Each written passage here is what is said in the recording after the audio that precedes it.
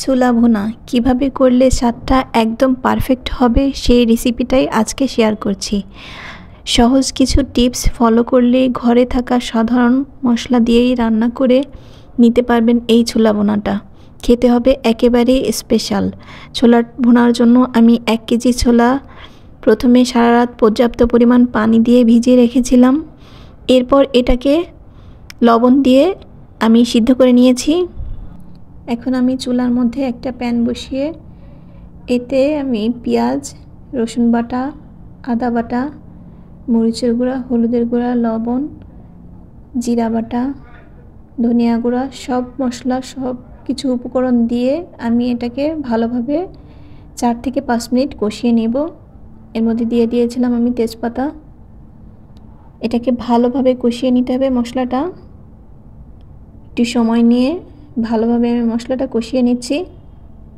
এর মধ্যে মশলাটা ভালোভাবে কষানো হয়ে গেলে আমি এর মধ্যে দিয়ে দেব ছোলাটা আমি আগে থেকেই সিদ্ধ করে নিয়েছি। যেহেতু ছোলায় সিদ্ধ করার সময় লবণ দেওয়া ছিল, তাই লবণটা পরে দেওয়ার সময় একটু বুঝে দেবেন। এখন এভাবে আমি কিছুক্ষণ মশলার সাথে ছোলাগুলো ভালোভাবে মেখে নিব। তারপর আমি এর মধ্যে দিয়ে দেব সিদ্ধ করা আলুটা আমি সিদ্ধ করে কিছুটা থেতো করে নিয়েছি। আলু ভর্তার মতো এটা দিয়ে দেব আমি। আলুটা দিলে ছোলাটা মাখা মাখা হয়, খেতে ভালো লাগে, তাই আমি এর মধ্যে আলু দিয়েছিলাম।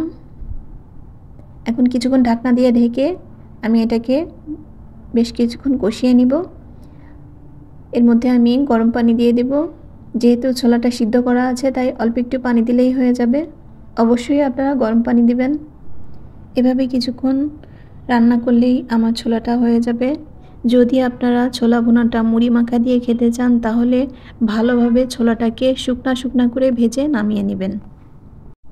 আর যদি এমনিতেই সালাদের সাথে খেতে চান তাহলে এরকম মাখা মাখা অবস্থায় নামিয়ে নিতে হবে। পুরোটাই ইচ্ছা আপনার মতো। এই তো প্রায় হয়ে এসেছে আমার ছোলা ভুনাটা। এখন আমি পানিটা শুকিয়েই নামিয়ে ফেলবো। আমি ছোলাটাকে মাখা মাখাই রাখবো। এভাবে ছোলা ভুনা করলে খেতে অনেক মজাদার হয়। ছোলাটা আমি দেখিয়ে দিলাম যেটা পারফেক্ট সিদ্ধ হয়ে গিয়েছে। আর কিছুক্ষণের মধ্যেই আমার ছোলাটা রান্না হয়ে যাবে। আমার ভিডিওটি যদি ভালো লাগে অবশ্যই আপনারা একটিবার বাসায় ট্রাই করবেন।